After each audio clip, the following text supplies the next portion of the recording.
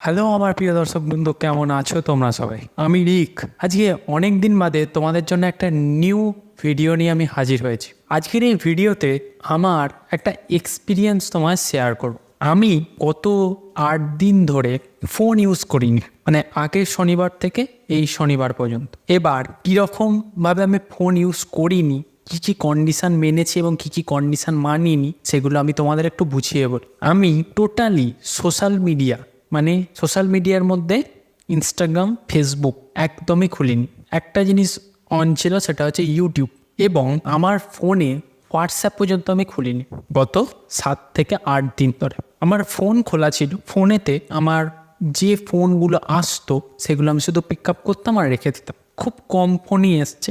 ইউটিউবে আমি যে জিনিসগুলো দেখতাম সেগুলো হলো আধ্যাত্মিকতা বা স্পিরিচুয়ালিটি জিনিস, সম্পূর্ণ স্পিরিচুয়ালিটির ওপর, এবং ইষ্টদেবতার জপ করেছি, শুধুমাত্র ইষ্টদেবতার জপ করেছি। এই 7 দিনের বা 8 দিনের এক্সপিরিয়েন্সটা তোমাকে আমি বলতে চাই। প্রথম আমার যে প্রবলেমটা হচ্ছিল, সেটা হলো প্রথম দিন, দ্বিতীয় দিন, প্রতিদিনই এই জিনিসটা হতো। সেটা হচ্ছে আমি খুব একা ফিল করতাম, প্রচণ্ড একা। কারণ আমি যে রসদগুলো নিজেকে সরবরাহ করতাম সেগুলো কিন্তু আমি পাইনি।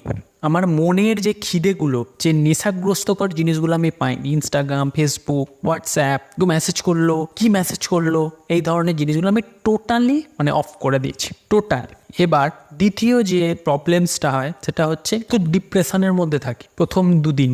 বোরিং লাগছে, সব সময় কোনো কাজ নেই, কিছু একটা ফাঁকা ফাঁকা লাগছে, কিছু একটা হলে ভালো হয়, মনের খিদে মিটছে না, এরকম একটা পরিস্থিতির সৃষ্টি হয়। তার সাথে সাথে কিছু স্পিরিচুয়ালিটির ভিডিও চলছে, সেগুলো বোরিং লাগছে। একই জিনিস নাম জপ করছি, বোরিং লাগছে, হচ্ছে না।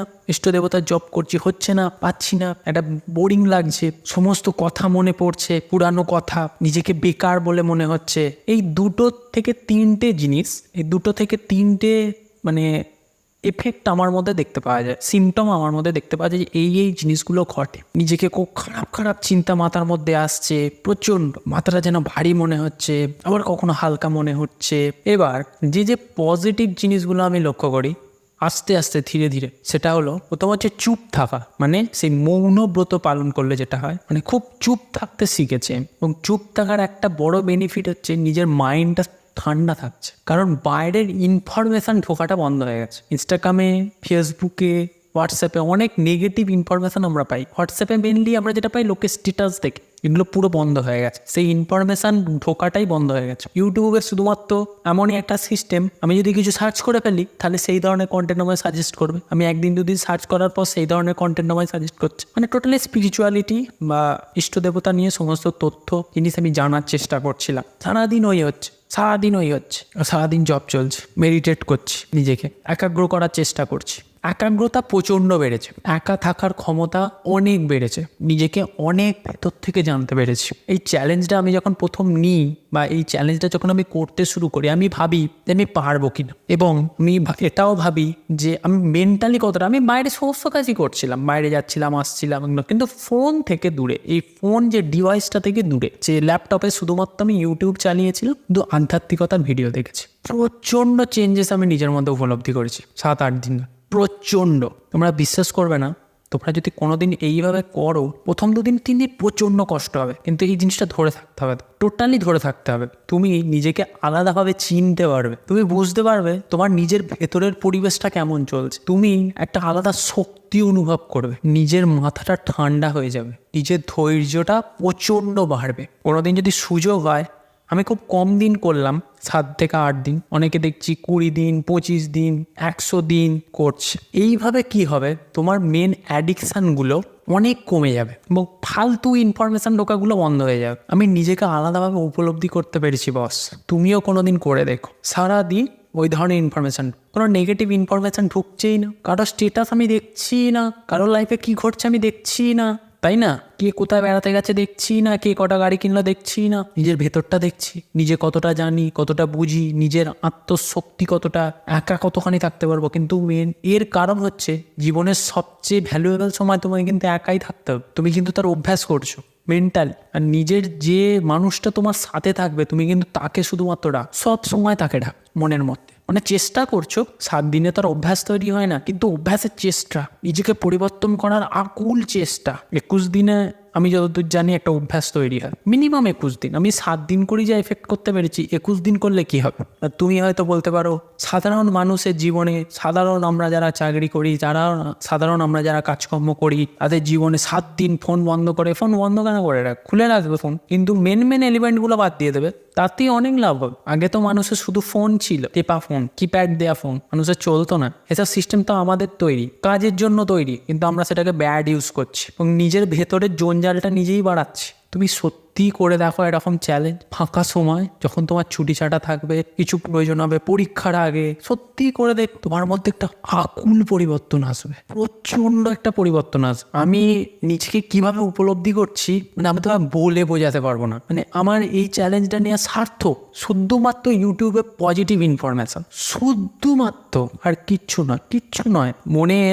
দেখবে মন সেই ভালো জিনিসগুলোর একটা অভ্যাসে পরিণত হয়েছে। সেই ভালো জিনিসের অভ্যাসটা তোমার চাইছে, প্রত্যেক দিন একটা ভালো জিনিস চাইছে, সবসময় তোমার ইষ্ট দেবতাকে চাইছে। তুমি যে জন্য মনকে ভয় পেতে, যে জন্য ভয়ভীত হয়ে থাকো, যে বিষয়গুলোর জন্য, তোমার কিন্তু থাকবে না, সেগুলো কেটে যাবে। কারণ সর্বত্র শক্তি তোমার মধ্যে আছে, তুমি তো নিজের মনটাকে শক্তিশালী করে ফেলেছো। তাই এই এক্সপিরিয়েন্সটা আমার কাছে আমার হোল লাইফের একটা বিশাল এফেক্টিভ একটা এক্সপিরিয়েন্স।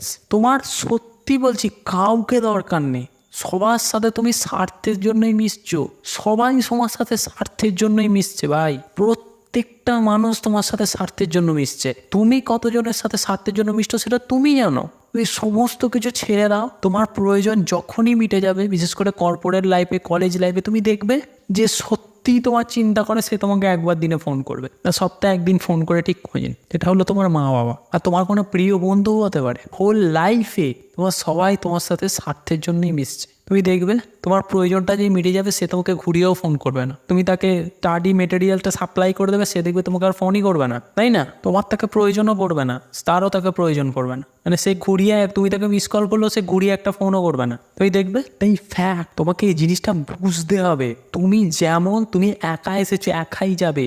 নিজের মানুষগুলোর জন্য কর্তব্য পালন করতে হবে তোমাকে। যে তোমাকে পৃথিবীতে এত কিছু দিয়েছে তাকে নিয়ে তোমায় চলতে হবে, তবে তুমি নিজের মধ্যে সেই শক্তিটা পাবে, তবে তুমি নিজেকে বেটার করতে পারবে অন্তর্দৃষ্টি দিয়ে। একা থাকলে তবে তো নিজের ভেতরটাকে দেখতে পাবে।